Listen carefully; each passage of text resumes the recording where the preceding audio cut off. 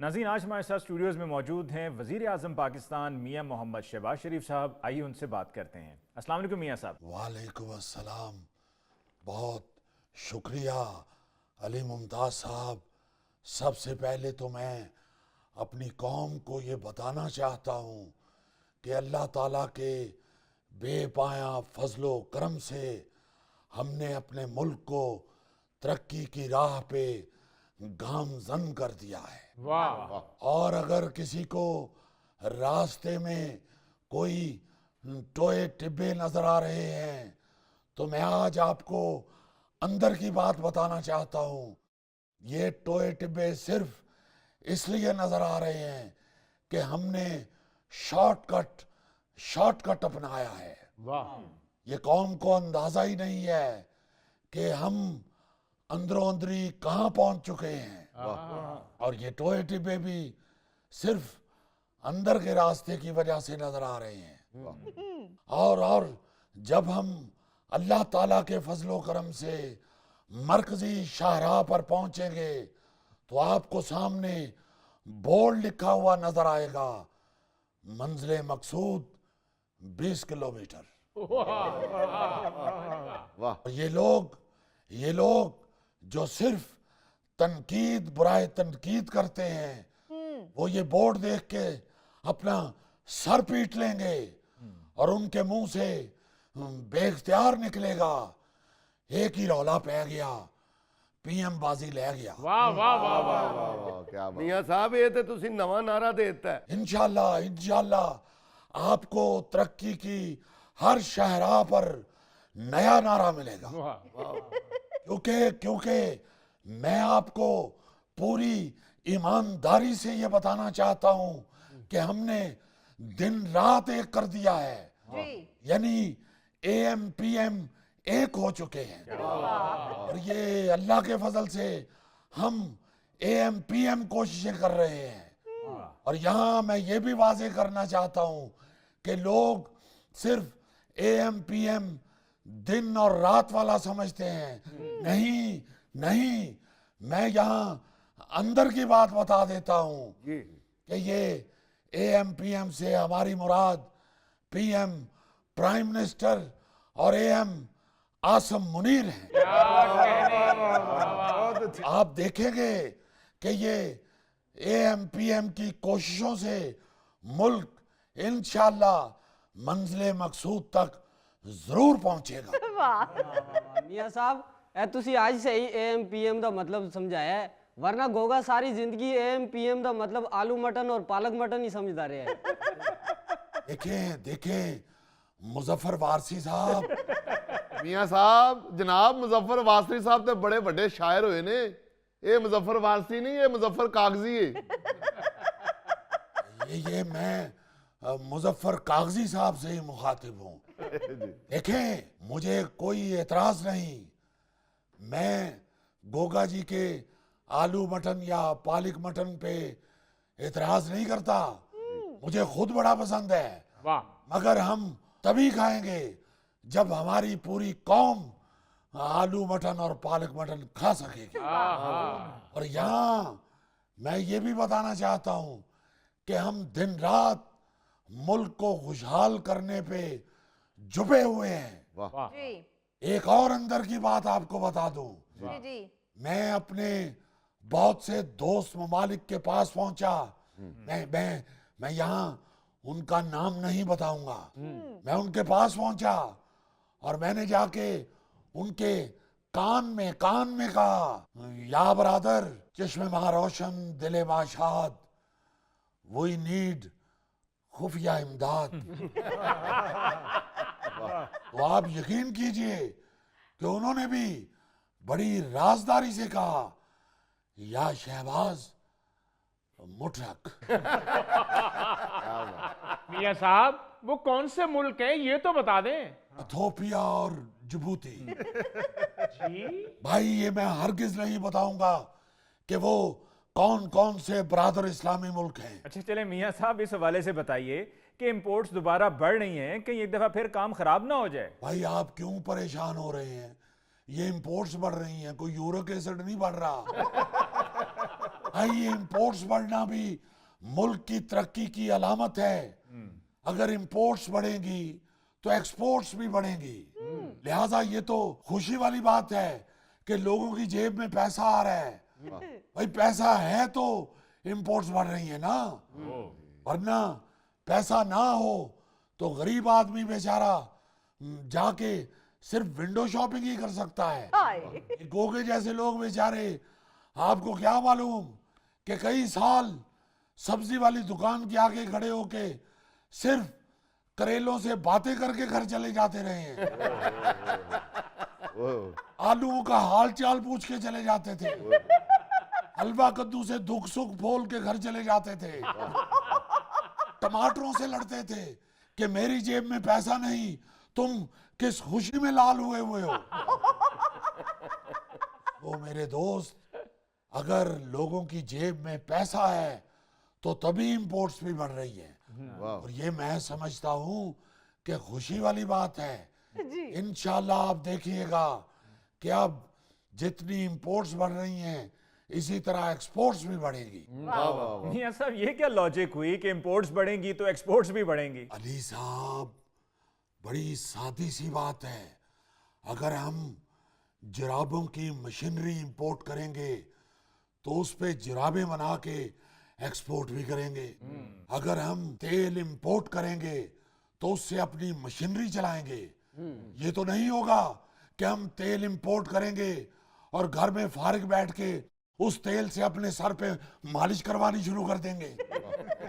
लेकिन मियां साहब, तेल मालिश भी तो हो ही रही है। होगा जी, आप जितना मर्जी तेल इस्तेमाल कर लें, आपके सर पर तेल की खपत के नताइज आपोजिशन के बयानात और तौक़ुआत की तरह जीरो ही रहेंगे। हाँ, अगर आप तेल पीना शुरू कर दें तो उससे नुकसानात हो सकते हैं।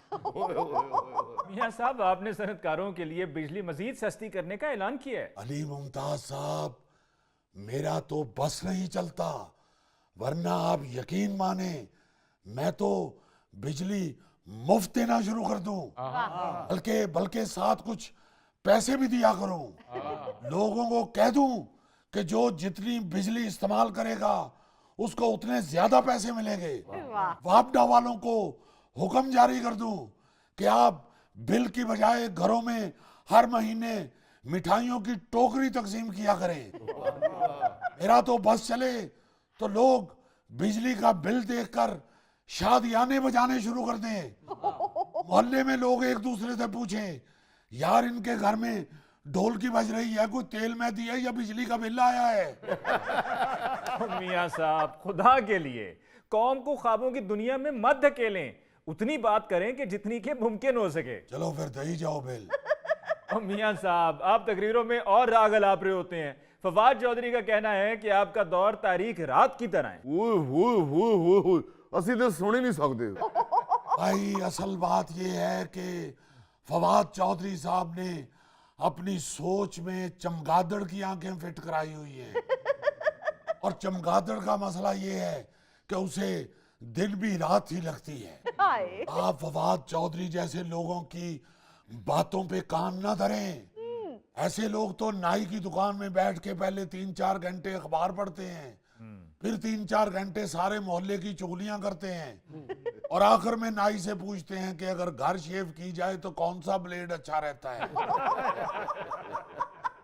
ऐसे बंदे तो ईद उल ज़ुहा से 10 महीने पहले बकरा सिर्फ इसलिए खरीद लेते हैं कि फारग बैठे हुए बकरे के साथ बातें करके वक्त गुजार लेंगे, और चांद रात को वही बकरा बेच देते हैं और मोहल्ले में अकड़ के कह रहे होते हैं, इस दफा ईद बहुत अच्छी गुजरी। मियां साहब, आपको तो गुस्सा ही चढ़ गया है। ओ भाई, मेरे काम की तारीफ तो IMF वाले कर रहे हैं, वो भी खुले दिल के साथ। आपने क्या IMF के मैनेजिंग डायरेक्टर का बयान नहीं पढ़ा? आप देखें वो क्या कह रहे हैं।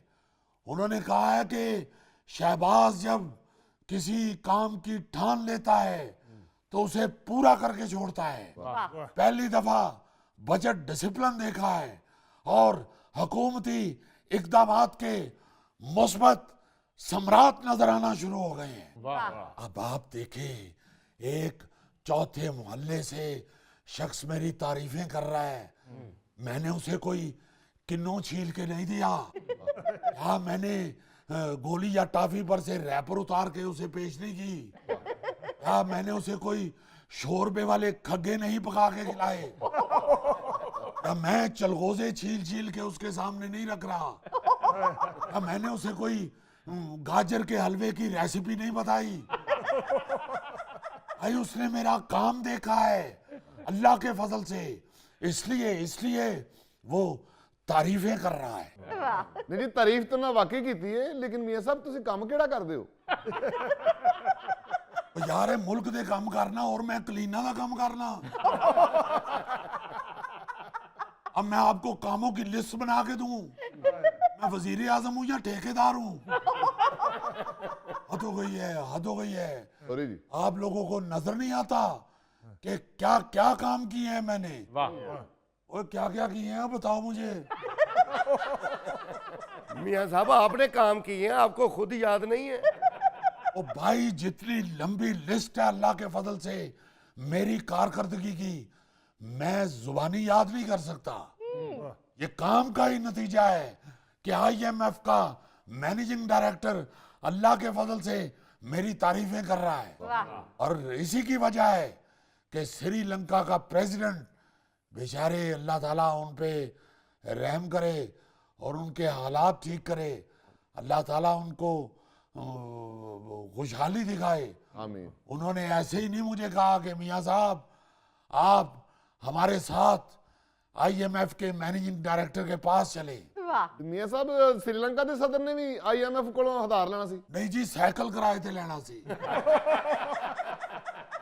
IMF के पास इसीलिए जाना था, और याद रखें मेरे व्यवहार की वजह से वो मुझे साथ लेके जाना चाह रहे थे। क्या बात है मियाँ साहब, ये जो आपकी हुकूमत में पाकिस्तान ने ऑस्ट्रेलिया को कई सालों बाद शिकस्त दी है, ये भी आपका ही विजन है? वाह ए हसबे आलिच राना मशहूद भी बैठे हैं। नहीं नहीं मियां साहब, ये शाज़म मिर्जा ने क्या जी? बहुत शुक्रिया, बहुत शुक्रिया, मगर ये जरा क्लियर कर दें आप चेजा तो नहीं ले रहे? और नहीं मियाँ साहब, मैं सच्ची गल की है। जी मेहरबानी आपकी। मियां साहब तुसी खिलाड़ियों की हौसला अफजाई बड़ी करते हो।